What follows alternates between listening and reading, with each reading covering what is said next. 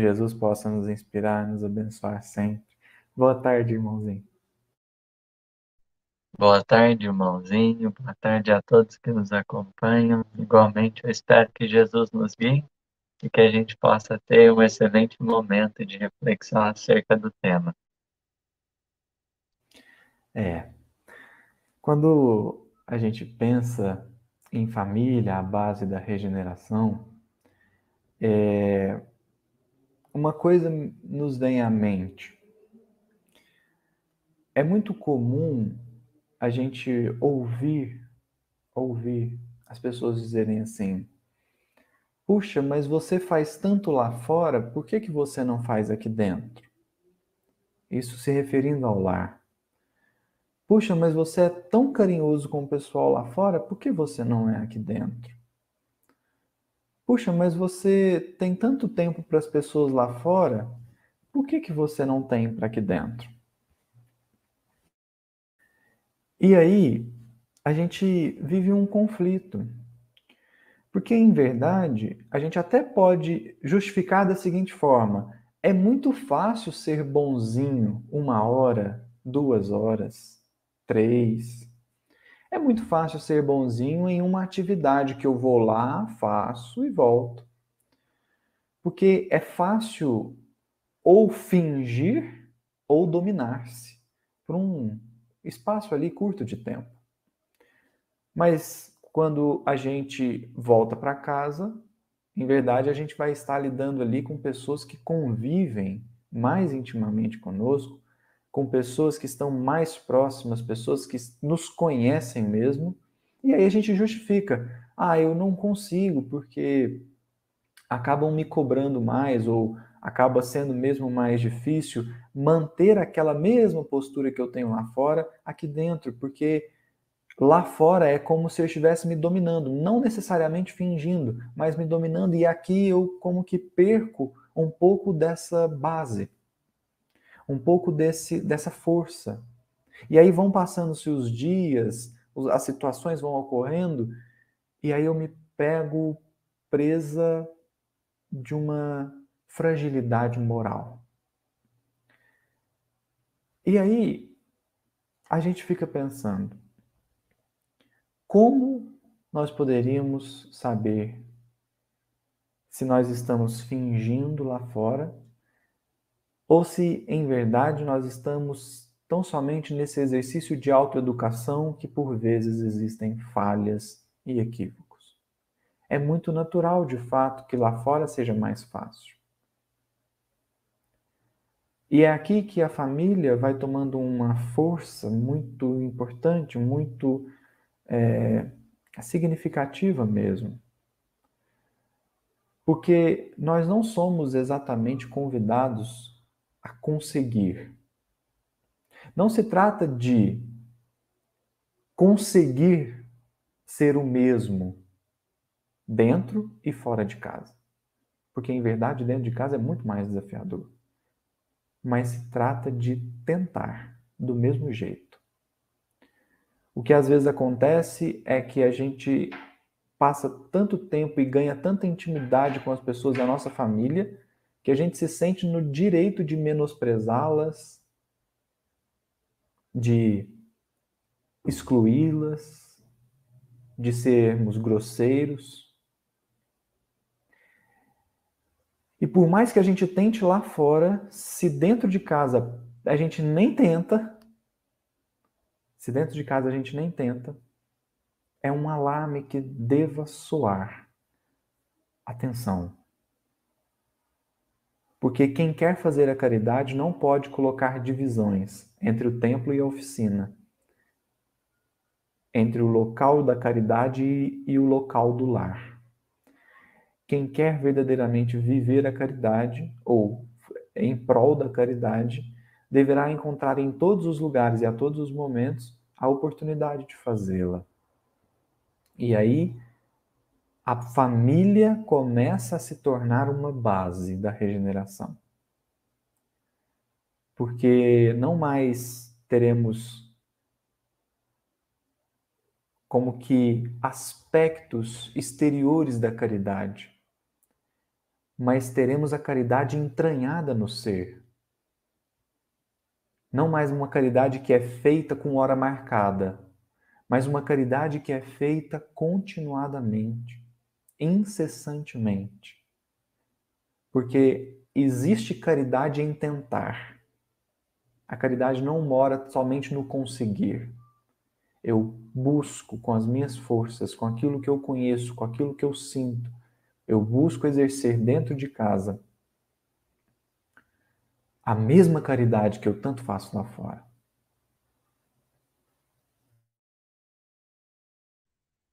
E é justo a gente pensar, porque o irmãozinho começa falando de caridade.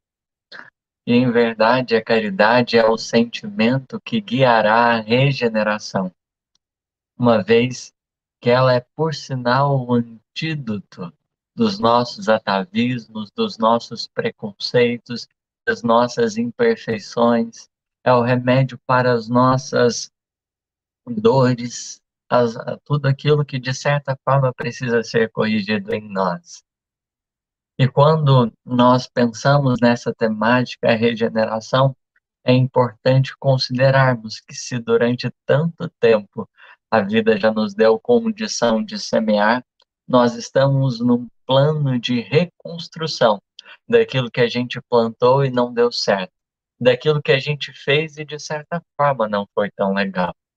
Dessa forma, por exemplo, teremos nas circunstâncias preciosos mecanismos de visitação do passado. E Emmanuel, na mensagem Consanguinidade, do livro Mãos Marcadas, capítulo 21, ele irá dizer: recebes no lar a herança do passado, com o qual reestruturas o próprio destino na direção do futuro. É preciso considerarmos verdadeiramente que no Instituto Doméstico contaremos com corações na intimidade que nos possibilitarão olharmos para as coisas adequadas à nossa própria evolução.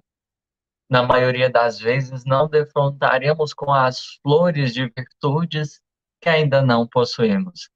Quase sempre, mormente, perceberemos em nós ainda as necessidades intrincadas de melhora do próprio coração. E nesse sentido, Emmanuel prossegue. É aí, no cadinho fervente das reações espirituais intensivas, que se nos exercita o coração para servir a família maior, a estender-se na humanidade. Se a regeneração alcançará o campo coletivo, indubitavelmente precisaremos nos atentar aos corações que vivem no ambiente doméstico, que prepararão-nos o entendimento a essas grandes transformações exteriores para uma vivência social mais adequada. É importante reconhecermos que justamente entre os coraçõezinhos que nos foram postos pela consanguinidade, que teremos aí determinações profundas a amparar-nos o coração. Basta lembrarmos da mensagem Instrumentos da Perfeição, no livro Jesus no Lar, em que o próprio Mestre orientará Simão Pedro acerca da importância fundamental dos coraçõezinhos que convivem conosco na estreiteza da organização doméstica. Cada pessoa é ferramenta importante para o nosso processo de construção e reconstrução.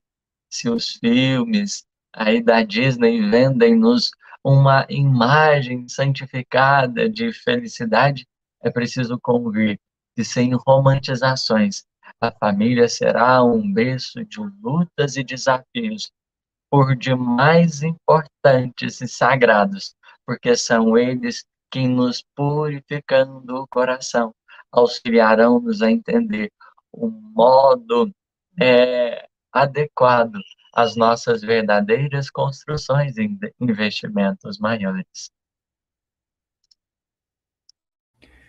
E isso é muito, muito importante.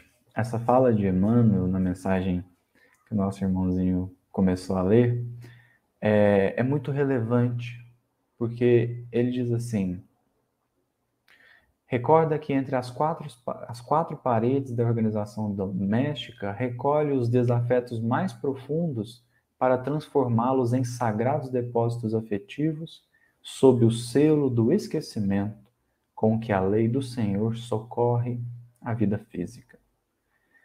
Porque quando nós pensamos em regeneração, nós precisamos pensar em pelo menos 2 pilares, que é um pouco do que nós gostaríamos de trabalhar aqui.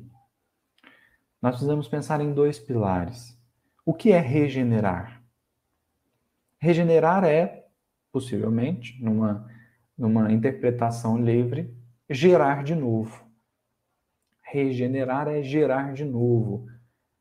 É como que restabelecer, refazer, reconstruir.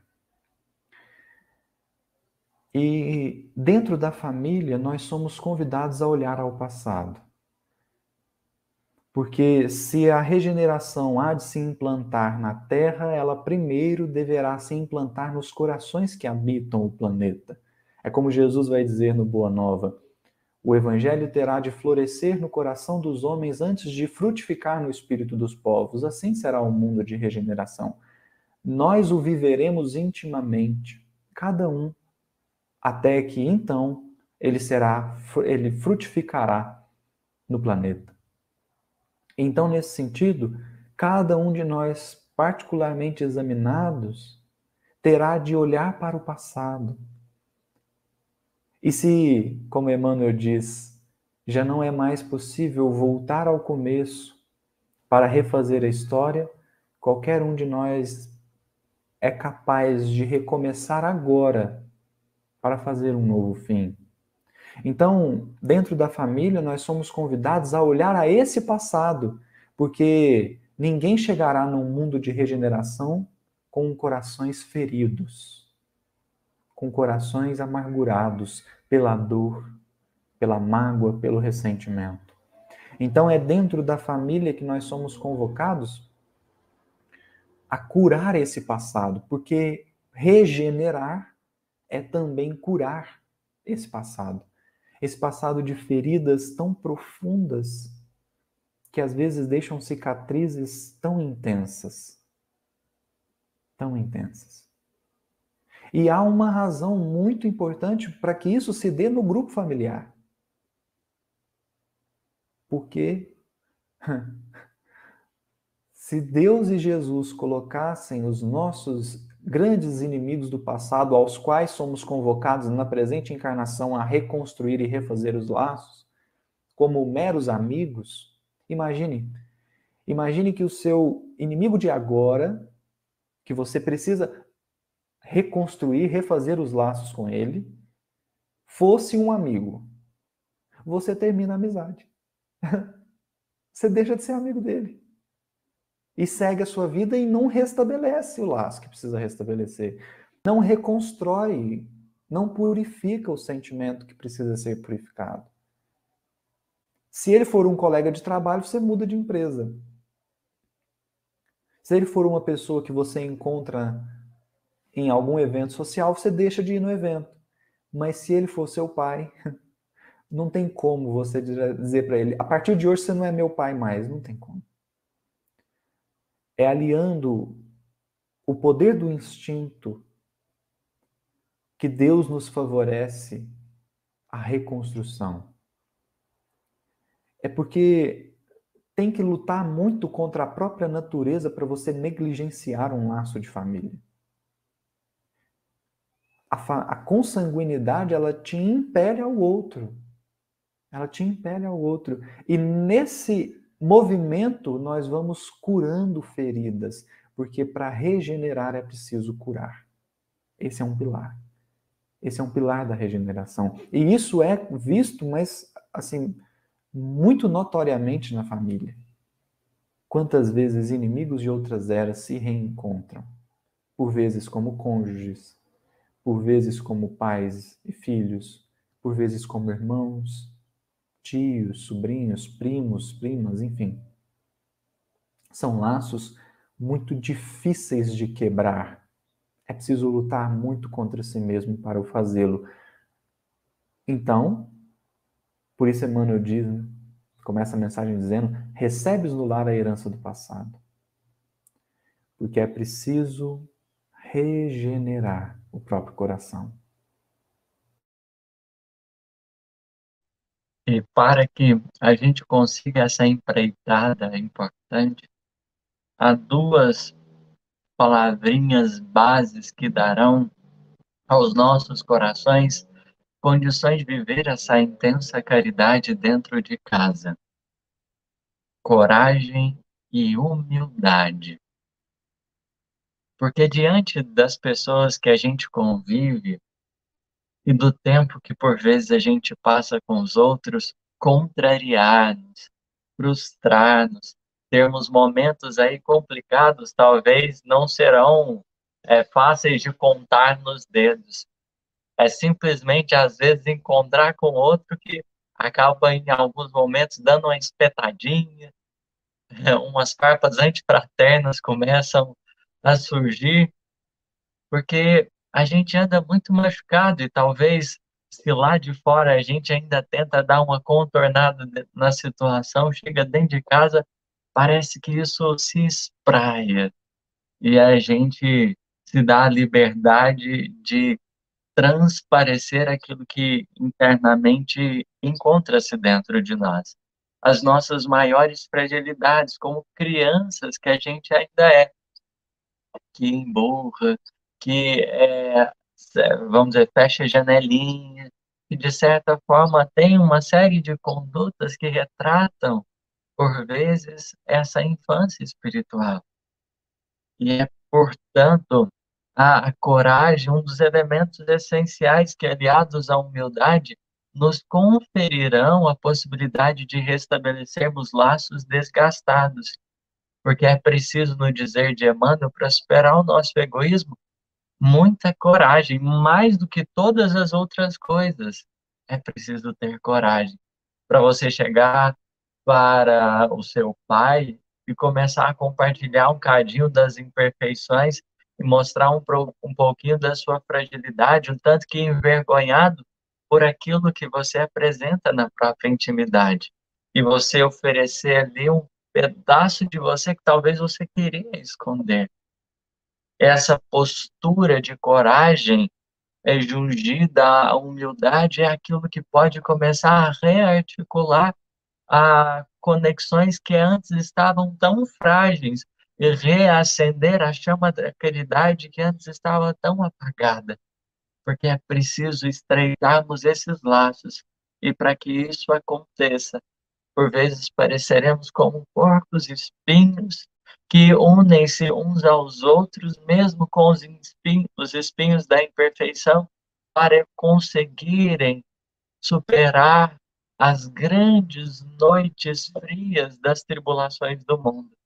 Porque, em verdade, esse momento de estarmos uns com os outros é muito lindo. Só que, por falta desses dois elementos, a gente tem tornado-os um pesadelo, aonde a gente tem remexido feridas uns dos outros e não conseguido construir tanto. Será preciso muita humildade para que, assim, nos rasgando interiormente de uma forma boa, no sentido de que a gente vai começar, então, a olhar para aquilo que é necessário, tratar aquilo que é devido. A partir de então, a gente terá condições de caminhar mais corretamente, sem colocar sujeira para debaixo do pano, mas tendo honestidade para com as pessoas que nos cercam, vivendo verdadeiramente nesse olho no olho, nessa percepção bendita. Porque o que quase sempre acontece, não só dentro de casa, mas lá fora, é que a gente vestiu tantas máscaras que ser natural ou compartilhar um pouquinho daquilo que a gente está passando dentro de nós torna-se um desafio muito, mas muito grande mesmo. Será preciso muita coragem e humildade para que a gente possa reconstruir aquilo que se faz tão indispensável e a alcançar essa legítima caridade, que é o movimento do amor. Não o amor que represente virtude, que ainda nós não temos, mas a caridade no nosso tempo é essa movimentação que a gente faz para nos esforçarmos naquilo que a gente já está contra, para que assim a gente vá diminuindo os abismos que a gente criou por causa do nosso orgulho. E nesse interim é que a gente vai precisar, então, sempre da ajuda da coragem, e é essa porque a gente fica muito encolhido no medo, né? O medo de transparecer alguma coisa, de assumir as nossas responsabilidades, de assumir os nossos compromissos, de chegar para o cônjuge e falar assim: "Olha, eu estou tendo muito ciúme, estou ficando bastante inseguro. Será que você pode me ajudar? Porque eu não estou conseguindo lidar com isso, e por não conseguir lidar com isso, eu estou sendo indiferente em alguns momentos, eu estou me afastando, mas é porque eu não estou dando conta de te mostrar que eu estou com muito ciúme."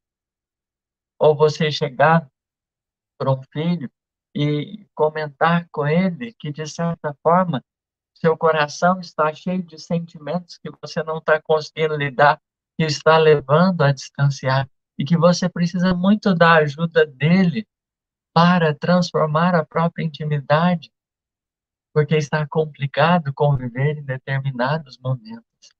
Pedir ajuda é uma coisa que, de certa forma, a gente precisa ter coragem e humildade. E essa coragem e humildade serão imprescindíveis para também um segundo pilar. Também um segundo pilar. Porque a regeneração do ser é uma operação integral. Não tão somente do passado delituoso, mas lições para o presente. Lições que nem sempre têm exatamente a ver com um passado, com um erro do passado. Muitas vezes nós ficamos nos perguntando onde foi que eu errei. Talvez em muitos pontos, mas a necessidade da lição agora não é sobre um erro que foi cometido no passado, mas sobre um erro que está sendo evitado no futuro. Lições que são trazidas para o momento presente, não porque eu errei lá atrás, mas para que eu tenha a condição de não errar num futuro, porque uma situação virá, uma dor chegará, uma desavença ou até mesmo uma contrariedade me encontrará no caminho. E aí, esse aspecto da coragem e da humildade será fundamental, porque nós também vivemos em família por causa de um outro ponto. Não apenas esses dois que nós traremos hoje, mas também por causa de um outro. Se é preciso curar o passado, é preciso igualmente trabalhar o coração para evitar problemas e erros no futuro. De forma que nós somos também convocados a viver com pessoas muito parecidas com a gente. Mas muito parecidas mesmo. Tão parecidas que as nossas sombras estarão nelas. Tão parecidas que os nossos equívocos estarão nelas, gritando e escancarando na nossa frente. A família é também um ponto de encontro com pessoas que têm os mesmos defeitos que eu. E quando eu vejo o meu defeito no outro, porque nem sempre a gente enxerga em nós, mas no outro a gente enxerga com uma grande facilidade, talvez daí mesmo a necessidade de viver com pessoas assim, nós acabamos por ter o nosso orgulho ferido. E isso resulta em uma intriga, em um incômodo. Frequentemente, Leon Denis diz isso, nós podemos nos estudar nos outros. Olhemos os defeitos dos outros, o quanto eles nos incomodam, o quanto eles nos tiram do sério, E então, com mais atenção, passemos a perceber, passemos a notar se esse mesmo defeito que a gente tanto vê no outro não existe em nós mesmos. Então, nós somos convocados a conviver com pessoas muito similares a nós, para que tenhamos condição de, ao enxergar o defeito no outro, não transformar o outro, mas perceber essa parte que também existe em mim e, portanto, está no meu domínio de ação. Eu não posso transformar o outro. Eu não posso virar para o outro e falar assim, puxa, você tem que ser assim. Porque, em verdade, dentro da família, muitas vezes nós não somos convocados a adaptar os outros aos nossos modos de ser, mas somos convocados a adaptar o nosso modo de ser em relação aos outros, porque isso também dirá acerca do servir, acerca do amor ao próximo e acerca da caridade genuína que precisa ser feita em casa. Nós somos convocados a conviver, não para ficar tentando mudar os outros, mas para, num processo, no clima da família, conseguimos mudar a nós mesmos. E esse é um outro pilar muito importante, porque a regeneração de cada um de nós pede que nós aprendamos a lidar conosco mesmos. Quem é você? Qual é o móvel das suas ações? Por que escolheu um ou outro caminho? Por que disse isso ou aquilo? É penetrar verdadeiramente o campo das causas, para que com mais segurança a gente possa ir reorientando o nosso próprio espírito, para que com mais segurança a gente pode ir reorientando a nossa rota. Não mais um caminho às cegas, que eu vou seguindo do jeito que dá, mas um caminho com propósitos. Puxa, eu já percebi. Eu já percebi que o meu perfeccionismo tem tentado tornar o outro perfeito.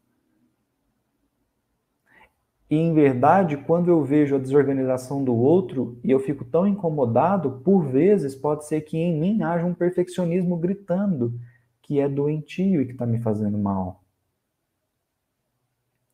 Às vezes, eu olho para como o outro se comporta e a vaidade do outro interfere na minha. E aí o meu orgulho fica ferido com a postura, com o jeito do outro. E aí sou convidado a perceber não a vaidade que existe no outro, mas aquela que existe em mim, que precisa, aí sim, dessa coragem da humildade. Porque é preciso muita coragem, muita humildade para perceber e para assumir que o defeito que tanto me incomoda no outro, em verdade, ele existe em mim. Em verdade, ele existe em mim também. E aí a posição da humildade que me possibilitará essa regeneração ou essa remodelagem dos meus próprios sentimentos.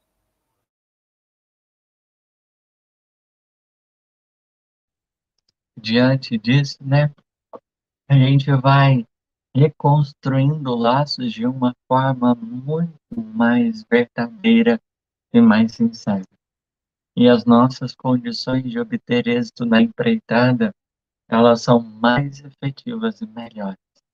Porque é verdadeiramente começando a abrir um pouquinho da nossa intimidade com honestidade para com os outros, a partir do momento que eu começo a me perceber igualmente, é que a gente vai dando novos tons à convivência que a gente vai tendo. Visto que Emmanuel disse assim, não basta saber viver, é preciso, no entanto, aprender a conviver. E para conviver, a gente precisará dessas ferramentas lindíssimas, que serão um passo importante.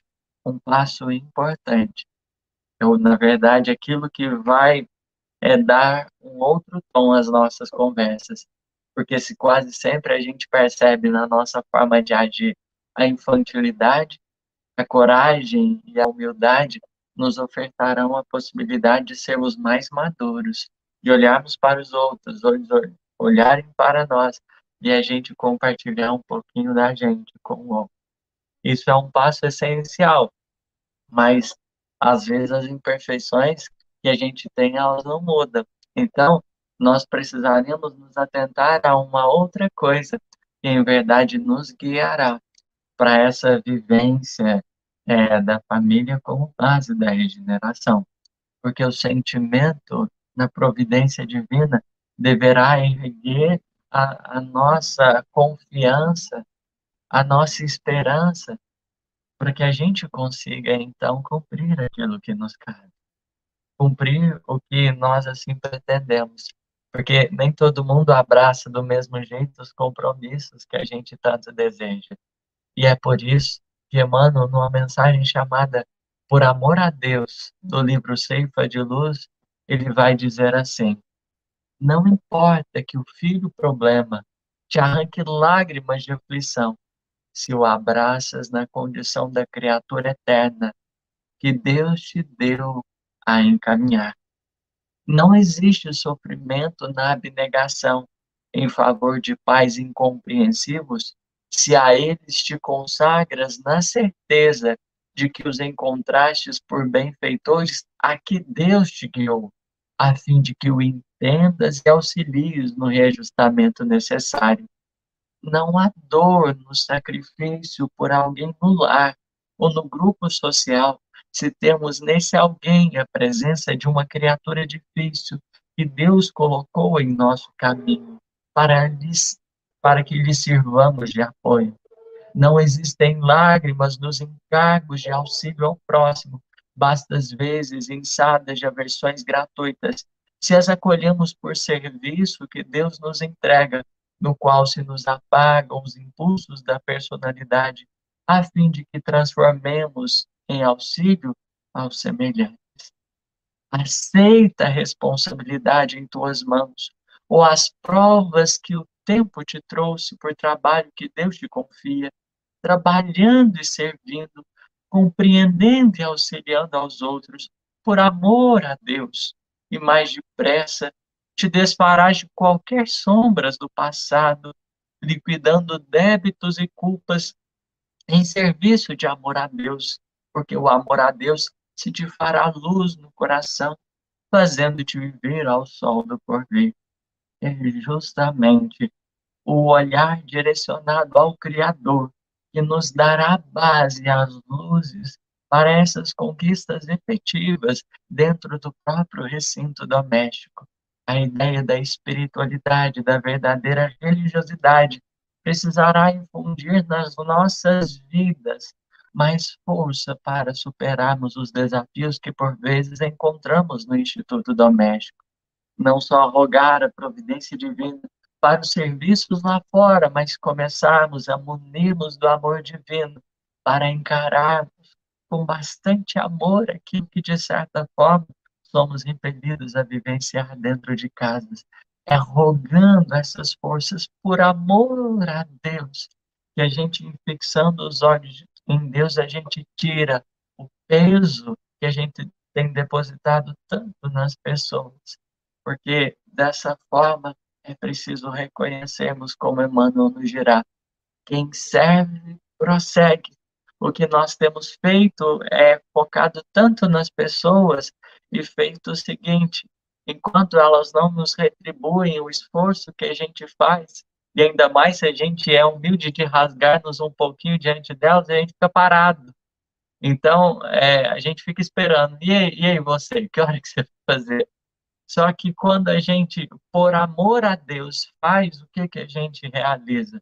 A gente prossegue, mesmo que o outro não realize, porque a nossa fonte, o nosso olhar estão no Mestre e em Deus, nós prosseguimos na melhoria que nos cabe, porque a regeneração, ela começará de coração, para depois surgir do lar.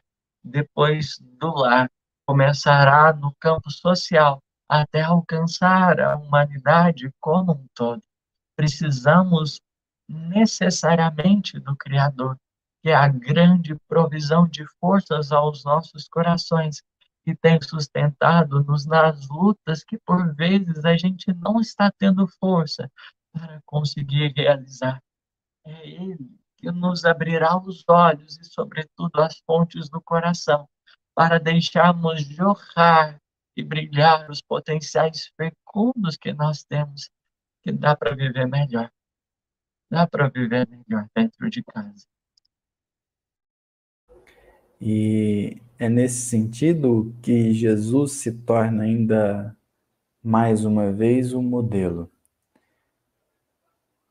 Há uma fala do Cristo muito confusa, por assim dizer, quando ele enuncia: aquele que não deixar os seus pais, a sua mãe, a sua esposa, os seus filhos e a sua terra, por amor a mim, não é digno de mim.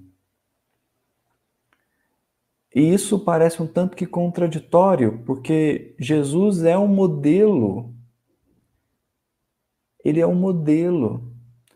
E assim sendo, ele deve ser igualmente um modelo de vida, um jeito de viver, um jeito de encarar, um jeito de perceber a vida. Isso deve estar igualmente em Jesus. Jesus não é tão somente um modelo de ação, ele é um modelo de sentimento, ele é um modelo de vivência. E nesse sentido, o abandonar pai e mãe parece como que incompatível. Kardec vai analisar isso no Evangelho segundo o Espiritismo, mas igualmente Emmanuel trará uma contribuição muito importante para nós. Muito importante para nós. Está no livro Caminho, Verdade e Vida, capítulo 154, intitulado Renunciar. Porque se nós pensamos um Cristo com atividade pública, em que aparentemente o lar foi deixado de lado, nós temos pela psicografia do Chico, com o espírito Humberto de Campos, que Jesus, em verdade, passou 30 anos no lar. Maria vai dizer a Isabel, e desde que ela tentou, né? Desde que ela tentou arrumar uma vaguinha para Jesus, ali entre os doutores da lei, Jesus pede para ficar com José em casa, e Maria vai dizer, desde então, como se nos quisesse ensinar que a melhor escola é o lar, ele tem enchido a casa de bom ânimo com a sua doce alegria. Ele tem trabalhado a madeira, né? E enchido a casa de ânimo com sua doce alegria. Então parece incompatível. Parece incompatível que Jesus tenha dito abandonar pai e mãe, então Emmanuel vai nos ajudar aqui. Ele vai dizer assim, é fácil, porém, reconhecer como o Cristo renunciou. Esse Cristo que é o modelo, esse Cristo que é o exemplo, esse Cristo que é a meta, esse Cristo que é o verdadeiro sol a nos guiar. Como ele renunciou? E Emmanuel vai dizer, aos companheiros que o abandonaram, aparece glorioso na ressurreição. Nenhum dedo apontado, nenhuma acusação. E olha que ele tinha direito, porque ele avisou Pedro que ele ia negar. Pedro foi avisado.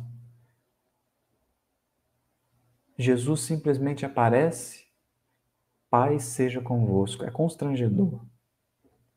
Aos companheiros que o abandonaram, aparece glorioso na ressurreição. Não obstante as hesitações dos amigos, divide com eles no cenáculo os júbilos eternos.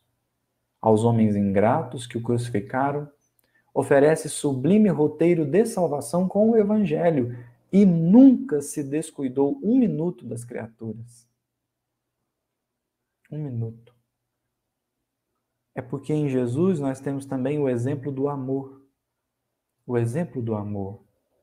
É um amor que ama, sem esperar ser amado. É um amor que atende, sem esperar ser atendido. É um amor que compreende. É um amor que age, não apenas reage. Porque o nosso amor muitas vezes tem sido de reação. O outro que começa. É o outro que tem que correr atrás. É o outro que faz primeiro. Eu reajo às ações dele, mas o amor do Cristo é um amor que age primeiro. Porque também muito integrado ao Pai. Jesus age conosco como o Pai age. E ele vai dizer no livro Boa Nova para Bartolomeu, a respeito de Deus, ele diz assim: ainda não o conhecíamos e já ele nos amava. Porque o amor mais puro e verdadeiro depende unicamente de quem ama. E é sobretudo em relação a isso que nós estamos em família. É sobretudo por causa disso que nós estamos em família, porque em verdade nós vamos encontrar pessoas do nosso sangue, mas que não compartilham nem um pouco dos nossos ideais, metas, enfim. Observemos, portanto, continua Emmanuel, o que representa renunciar por amor ao Cristo. É perder as esperanças da terra, conquistando-as do céu. Se os pais são incompreensíveis, se a companheira é ingrata, se os irmãos parecem cruéis, é preciso renunciar à alegria de tê-los melhores ou perfeitos, unindo-nos ainda mais a eles todos, a fim de trabalhar no aperfeiçoamento com Jesus. Abandonar pai e mãe, nos dizeres de Emmanuel, significa para de tentar mudar eles. Para de tentar transformar o coração deles. E una-se a eles ainda mais por amor a Jesus. Não se trata de transferi-los de local, de expulsá-los de casa, mas é unir ainda mais por amor a Jesus, a fim de que nós possamos trabalhar pelo aperfeiçoamento de todos. Acaso não encontras compreensão no lar? Os amigos e irmãos são indiferentes e rudes? Permanece ao lado deles mesmo assim, esperando para mais tarde o júbilo de encontrar os que se afinam perfeitamente contigo. Somente desse modo renunciarás aos teus, fazendo-lhes todo o bem por dedicação ao Mestre, e somente com semelhante renúncia alcançarás a vida eterna, porque em verdade nós somos convocados a amar o próximo. Amar o próximo. E não a nossa parte que existe no outro. É amar o próximo tal qual ele é. E só para finalizar, se me permitem compartilhar uma coisa do coração, eu, nessa presente encarnação, recebi 2 presentes, que foram os meus papais, fora os meus irmãozinhos, que também são lindíssimos. Mas eu recebi dois presentinhos da minha mamãe e o meu papai, que são verdadeiros corações, ferramentas importantes para o aperfeiçoamento da minha alma. Eu, em termos de afinidade, eu tinha mais ligações com o meu pai do que com a minha mãe. Tinha uma tendência a me aproximar mais do meu pai do que para a minha mãe. E durante 22 anos foi assim. De certa forma, eu não me sentia tão ligado à minha mãe quanto eu poderia, sentindo em alguns momentos uma certa aversão. E isso para mim era muito penoso, porque em verdade o quadro de aversão ele machuca muito mais quem tem portas adentro do coração de quem, de certa forma, não tem. Isso para mim foi profundamente delicado durante muito tempo, até que eu, passando por umas dorezinhas do coração recentemente, por misericórdia de Jesus, eu tive a intenção de ligar para minha mãe e nós fomos conversar. A gente sempre conversava todos os dias, mas essa conversa foi muito importante para o meu coração. Aonde ela foi me contar um pouquinho do momento que ela tinha engravidado. E no momento que ela estava trazendo os relatos da minha gravidez, ela era muito jovem e passava por graves desafios. Jesus me pediu para que eu fizesse uma pergunta para ela. E eu perguntei de todo o coração: mamãe, a senhora me rejeitou quando soube que eu viria para a terra? E ela, com bastante humildade, compartilhou com o meu coração que sim, que no primeiro momento ela havia me rejeitado. E diante dos sonhos e expectativas que ela tinha no coração, a gravidez naquele momento, na situação que se dava, não era o que ela gostaria. Ela, em verdade, não havia me rejeitado, mas a situação. Isso de tal forma ficou impregnado no meu psiquismo que eu guardei muita mágoa e muito ódio, porque foi o primeiro contato ali na gestação, aonde eu recebi esse impacto desses sentimentos que brotaram do coraçãozinho dela. E naquele momento, quando ela me falava de tudo, para mim foi profundamente libertador, porque durante 22 anos eu não sabia o porquê que eu tinha uma certa aversão. Eu diria mais, porque que eu tinha tanto ódio e não estava atento ao que estava no meu coração. Naquela hora, foi como se eu tivesse tirado um peso tão grande, mas tão grande, mas tão grande do meu coração, porque eu percebi que talvez toda a estranheza que eu cultivava diante da alma dela era imaturidade minha, porque apesar de num primeiro momento ter sido difícil, todo o restante do tempo depois foi de lutas intrincadas, de sacrifícios e renúncias purificadoras para que eu estivesse aqui. Foi um momento ali de fragilidade pelas próprias dores e circunstâncias que a vida, de certa forma, acercava o coração. Em verdade, ela não havia me rejeitado, eram apenas as circunstâncias que ela não conseguiu aceitar de pronto, e que, em verdade, naquele momento, caberia a mim o exercício de amar. E durante 22 anos eu não aproveitei o quanto eu poderia ter aproveitado o coração da mamãe que Jesus me concedeu. E eu recebi esse presente por parte do Mestre, foi de dissolver aquilo que até então impunha um abismo entre o meu coração e o dela, para que agora eu possa verdadeiramente ter condições de honrá-la, sendo honesto e fiel, acolhendo o meu sentimento interior, né, que eu me senti rejeitado. Agora o meu trabalho é de curar essa parte dentro de mim, que ficou meio emburrada, meio luxenta, e que por ter se sentido rejeitado, começou a rejeitar. O trabalho de Jesus na minha vida e diante dos meus pais tem sido esse verdadeiramente, de me rasgar para eles, para que eu possa ficar mais pertinho do coração deles, porque eles são luzes abençoadas, amor infinito para o meu espírito, que eu preciso agradecer e cuidar com todas as forças que eu tiver no coração. Obrigado pela paciência de todo mundo, que Jesus nos abençoe.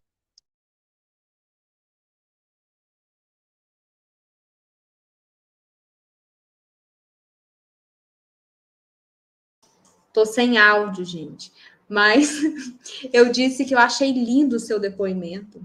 Gratidão por você expor a sua vida pessoal.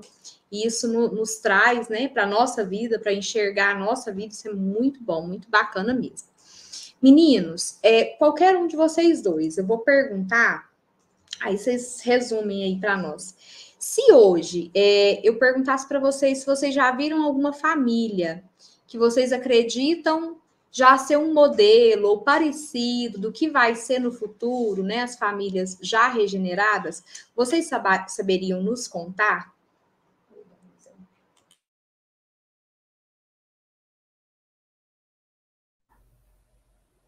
E aí, irmãozinho? E aí? Quer falar? Eu diria que não existiria um formato externo para tal, mas é porque parte muito mais da vida íntima de cada um do que propriamente dito de como as relações estão articuladas exteriormente.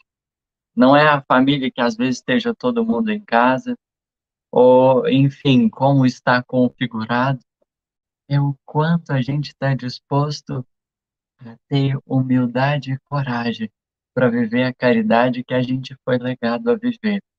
E eu, talvez, apesar de perceber que todas as famílias têm as suas dificuldades, é preciso reconhecer que cada um do seu jeitinho e da sua forma está tentando se esforçar e se empenhar.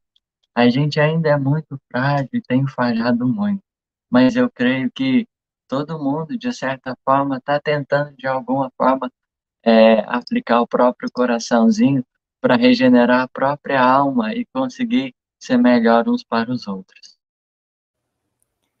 Ótima, ótima, ótima resposta. Você quer falar, Gustavo? Não, na verdade, eu não teria muito o que acrescentar, apenas só uma frasezinha que nem é minha, é dele também. Foi ele que me falou nas conversas para trás aí, mas porque a gente às vezes esquece que Jesus é o divino agricultor, é o divino jardineiro que nos cultiva a todos no silêncio dos nossos pensamentos.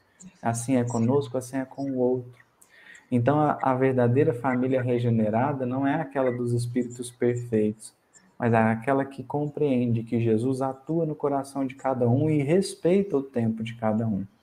Porque a gente não é chamado a conviver na pureza espiritual que não temos, mas na humanidade que possuímos, respeitando-nos mutuamente, para que a vida em família seja base para a vida que vivemos lá fora.